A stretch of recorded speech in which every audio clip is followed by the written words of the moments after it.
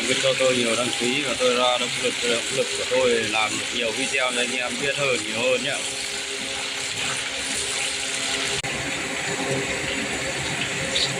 Ồ đấy nhá anh em nhá.